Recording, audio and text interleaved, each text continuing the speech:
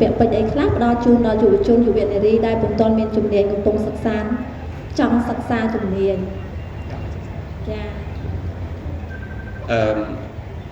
សម្រាប់ការគិតរបស់ខ្ញុំ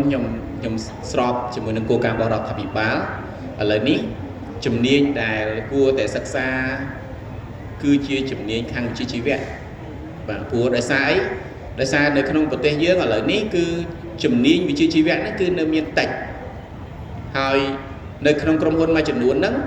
អ្នកដែលមានវិជ្ជាជីវៈខ្ពស់ដែលមានជំនាញវិជ្ជាជីវៈល្អហ្នឹងគឺនៅប្រើជនជាតិបរទេសនៅឡើយទេ